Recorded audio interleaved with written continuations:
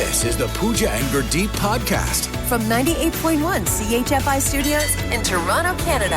Hey Toronto, this is Ed Sheeran. This is Kelly Clarkson. Hi, this is Bryan Adams. This is Adele. This is Madonna. It's Michael Bublé, and you're listening to the Pooja and Gurdeep Show. It's fun. They're amazing. You know, we all have our little idiosyncrasies, right? There are things like I'm a blinker. I'm somebody who touches my face a lot, I've noticed. You know, there's things that we all do. I'm sure there's plenty. The list is long. Hold on. Aren't we all blinkers? Well, like I blink a lot. Oh. Yeah. Like when you're thinking. Like more than the average bear, I feel like. Bears blink? I don't know.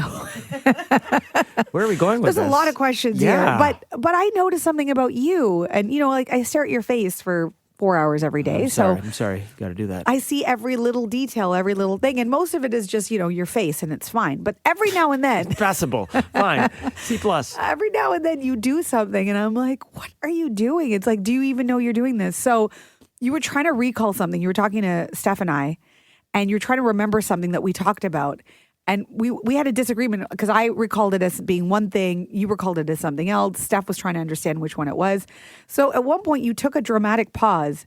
You took your finger and put it on your chin and started tapping your chin and looking up in the air, contemplating what actually happened, what the memory actually was. And I thought to myself, I've seen this in cartoons. I've seen this in children's programming with the stuff that my kids watch. I don't think I've ever seen a grown adult sit there and start tapping their chin while they look up in the air trying to recall something. It helps me think. Does it actually? Or were you just being performative? It's a bit of a chicken and egg thing. I probably saw this on TV or a cartoon as a kid. Right. The very dramatic, you're thinking, tapping your chin, looking up. And maybe it was learned behavior, but it's now become behavior that actually helps me because it does. I will, even if I'm alone in my condo, I'm trying to think of something. Like I'll sometimes walk into a room, I'm like, why did I come in this room again? And then I'll tap my chin and be like, oh, right, I was supposed to put this away. So it actually works? For me, it works. I don't know if it would work for you. Is there science behind it? Like, does this just come from cartoons? And then this is how you, because it just feels like you're putting on a performance, like you're acting, but you're not. You're legitimately trying to recall what's going on. I mean, from someone who's very performative, it feels like the pot calling the kettle black, calling out my performative motion here. Okay, so I did some very surface area Googling. You know when you Google and Google just gives you the AI overview? So Yes. Take this with a grain of salt. Okay. But AI says, tapping your chin is unlikely to offer any direct cognitive boost, but it is common self-soothing behavior that can help manage stress, improve focus, and signal to others that you are deep in thought. Yeah, that's what it did. That's what it did. I thought, oh, he's deep in thought. I just thought, wow, what a weird way to recall something. But it's not weird because it's everywhere. People do it. I mean, cartoons do it. in the cartoons. Yeah. So it works for me. Try it yourself, kids. I used to know someone who would touch their nose when they were trying to think of something, and then it would come to them. It makes sense, though, because you said self-soothe, which a lot of people do tapping to self-soothe. So you're probably and then when I'm more soothed and relaxed, then I'm more likely to recall what I'm trying to think of. Oh, okay. So maybe it's like a to B to C kind of thing, you know? All right. I'm going to now just purposely give you stuff that you have to ponder. Just to see you do it more often. I mean, this isn't like the exact same thing, but when you're trying to think of something, your mouth just drops open and then you look up and you're just like, oh. You just start looking around and you're trying to think, that's yours. So maybe try tapping the chin. You tap the chin, I do that, and together we can just start our own cartoon. How about that? Deal. From CHFI Studios, It's the Pooja and Gurdeep podcast. It's a day to celebrate eyelashes. And you know what? A lot of women, either they get like the extensions, their eyelash extensions, or they wear the falsies like I do.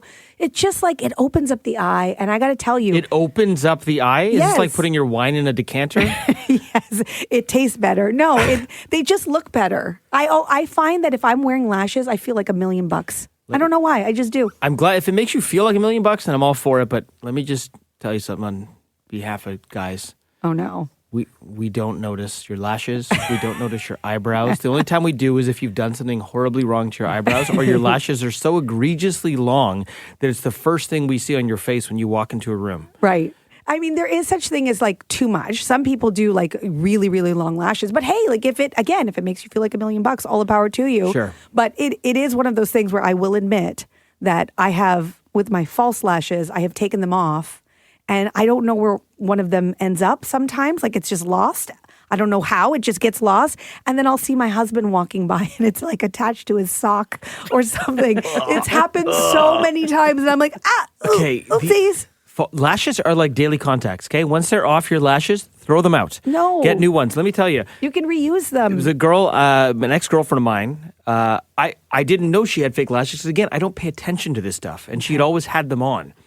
So one morning, I woke up, went to the bathroom to brush my teeth, and I screamed because I saw a spider on the counter. So I grabbed a towel. Hold on, wait a minute. You scream when you see spiders in your house? Yeah, that's right. High-pitched. Okay. So I grabbed a towel, rolled it up, and started swatting at it to get this thing. And then it wasn't moving. And I realized as I examined closer, it was her lashes on my counter. They should either be on your face or in the garbage, never on my counter. It's disgusting. I did not know that they come off your face like that. Imagine my shock. I didn't even know she wore fake lashes. Did you have a conversation about it or did she just hear you screaming and she left? Put these somewhere else, roll them in a napkin, throw them out. I don't want them on my counter. Okay. Relationship didn't last much longer Yeah, after that. because you were screaming when you saw the spider. That's probably why. It's gross. What's the male equivalent? Like, I'm sorry, I'm just going to take off like my hair and put it all over your counter. Like, it's disgusting. It'd be like me leaving my toupee or on your beside your toothbrush. Wow, It's disgusting. They've made a lot of comparisons. Let's just celebrate the eyelash day. I'm going to bat them at you as we speak. The Pooja and Gurdeep podcast. From 98.1 CHFI. So recently we were talking about show and tell and how it's changed since when we were kids. Yeah, what do you say it's called now? Show and share, at least at my daughter's school. I love alliteration, but this one just doesn't sit well with me. No. Show and show. Why did we need to? It's show and tell. You show something and you bring something in, you show it, and then you talk about it. I didn't know there was anything wrong with show and tell, but it's called show and share now. And my daughter just by coincidence, she happened to have her very first show and share earlier this week. Very exciting. It was very exciting. And so her teacher said to me, oh, by the way, Sia's going to be doing show and share. And we were like, oh, this is exciting because it's also a big deal to get up in front of your class and speak in front of the class. It's like their first public speaking. Yes. And she goes to a Montessori school. So there are kids who are older than her in the class as well. So there's some of the kids are 6 years old. Can be intimidating. Very intimidating. So I was very excited for her. And I was, the mom in me and the broadcaster in me was like, maybe I could give her some tips. Right? Like maybe giving her some coaching. Yeah. And public speaking somehow. But instead, the teacher said, so just make sure you take a picture of the garbage truck she got from Santa. And I said, she's bringing in a garbage truck. Yeah. And I said, oh, okay. So she's like, and just email it to me. And I was like, okay, no problem. So I took a picture of her holding the garbage truck and I sent it. And I thought, oh, that's going to be kind of cool. Like she's going to have visuals behind her as she's, talking about the dump truck that she has. Show and tell's changed. Turns out, no, it's just the photo. Like when you get up in front of the class and you're sharing, you're holding an iPad with the photo of you holding the garbage truck. What? Wait, Yes. You're not bringing in the actual item that you're showing and telling? No, you're not allowed. That's what? Which in practical terms, it does make sense. Like, because all the other kids are going to want to play with it. What if they break it? There's a lot that could happen. No, but like show and tell was like you hold it up, you show it, you talk about it, and then you're sitting in a circle and you pass it around the circle. Everyone kind of inspects it, sees it, passes it to the next person, and then it comes back to you. No. There's no time to play with it. Now you reference the iPad and then they ask you questions. And so They've ruined show and tell. It's show and share. It's show and share. Don't Great, forget. let's all look at our screens. Here's a picture of me playing with this really fun thing I didn't bring in. Well, when I went to go pick her up, her teacher said that she did really great and sure she was she really crushed proud it. of it. And, I asked her like questions. I was like, did people have questions? She's like, yeah. And I said, what did they ask? She's like, they said, I want to play with that. I guess, listen, for Sia and for all the kids in the class, they don't know any different because they never had a show and tell where they brought in tactile objects.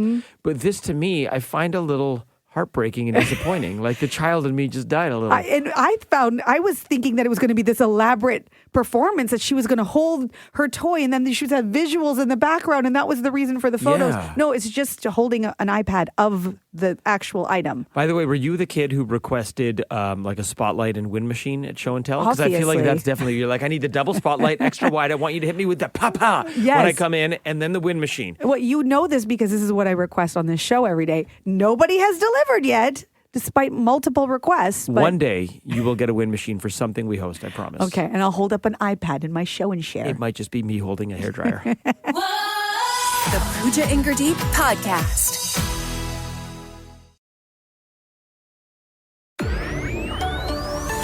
This is the Pooja and Gurdeep podcast. And now, another Pooja Masterclass from TikTok University. Every now and then, TikTok teaches us something. And I was today years old when I found out why our bathroom towels have that design and seam at the bottom. Oh, right? I thought that was just to look pretty. I always just thought it was a decor thing as well. But apparently this has been a burning question. And it was out there on social media, and people were weighing in on what they thought it was. So this is the bathroom towels that hang on the rack that you dry your hands on, and they have like kind of embroidery along the bottom. Yes. Like this is what we're talking about. Yes, there's like a seam. Yeah. You know, like whether it's a hand towel, sometimes a bath towel, but what is it for? Is there actual purpose, or is it just a design? People commenting, this person writing racing stripes, it makes them dry faster. Okay, that's not the That's answer. not it. No. Someone else said it's just decorative, which is what you think. Yeah. Another person said the purpose of it is to annoy me and make me feel grateful for the other side of the towel that actually dries your hands all the way. Oh, okay. But like you're not drying your hands on the end; you dry it in the middle portion. Like, yeah. Come on, figure it out. But then it does beg the question: why is it there if you can only use 3/4 of the towel? So there's an actual answer. It serves a purpose. Yeah. Another person guessing, is it so the entire towel isn't so fluffy and comfortable? I don't know. Aren't good guesses. No, they're not. So the answer is that thing is actually called a dobby border. A what? A dobby border. This was definitely invented in England. Yeah, right? A dobby border. What's a dobby border? So it's the woven stripe that helps prevent fraying. It improves absorbency, and it gives towels that professional, polished look. So decor is part of it. Part of it. But it serves a purpose. Prevents fraying. I can buy into. What was the second one? It's also helps with absorbency. Does it though? According to the people who actually make the towels, who came up with this, that's what it is. Why do they make the whole towel out of that? Well, because then it wouldn't be soft on your face. It's like the black box on the plane. Make the whole plane out of the black box. Nothing destroys the black box. Is it because when you wipe your hands and then it's wet and then it's hanging and then the moisture goes down, so Yes. it grabs it at the bottom? It wicks. It the moisture wicks it from the rest of wicks it? away. Yeah, I guess so. But the point is that if you've never questioned it before, now you know the answer. And there's no accidents. Things don't happen by accident. Everything's there on purpose. That's cool. I'm not sure I needed to know this. Are you going to tell your friends? This might be one of those facts that like I can only hold so many facts in my brain. You put it in my brain, I might be spitting this one out. You just right wait. now. You just wait till you're like talking to a potential, date, and you're like, want me to tell you about dobby borders? It's a dobby border.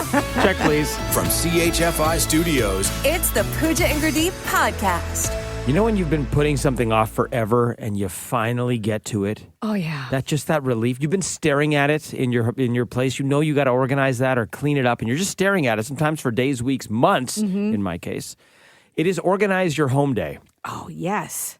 Some people are on this. Some people like do not let anything build up or fester, and others sweep it under the rug, leave it there forever until you finally get to it. When I was off on holidays over the Christmas break, I was like, there's all this stuff I'm going to do. I had a whole list of things I was did going the to same organize. thing, yeah. Did I do any of it? None of it, and you had Zero. so much time. Yeah, zero. No. Something happens over the holidays though, like it's like our lazy gene just gets activated, and like the whole days go by and you're like, what did I do today? You're like, not much. And you feel so productive and accomplished once you do it, and then you want to like tell everyone, and nobody cares. Yeah. You're like, my drawer. Yeah. You should see my drawer. Nobody cares. That's basically this segment. I organized my storage locker after 9 months of the putting it off. storage locker. The storage locker. And the reason because one could argue like, oh, no one really sees your locker. And maybe that's why this took me so long to organize. But what was getting at me was my den in my condo had just become like overflow. Oh, no. So much stuff, boxes, stuff that couldn't fit in the storage locker. So I'm like, I have to organize the locker so that I can make some room to take all this crap that I see every time I walk into my condo and put it there. So I did that. It took me about 3 hours. In fact, I'm taking it a step further. I actually ordered shelving off Amazon that is arriving today. And now you're just showing off. You're like, so now I'm going to get a shelving unit. So here's the thing. Everything's in the locker now, but it's all just kind of thrown in there. I'm going to take everything out again once this shelving thing shows up and organize things nicely, even though I don't have to because the condo part is clean, but it's like beneath the surface, it's still a mess. And I'm going to start labeling and things are going to be color coded. You're going to do the whole thing. Got a bunch of like those clear plastic boxes. I got masking tape. I'm going to put it on the side so we know what everything is.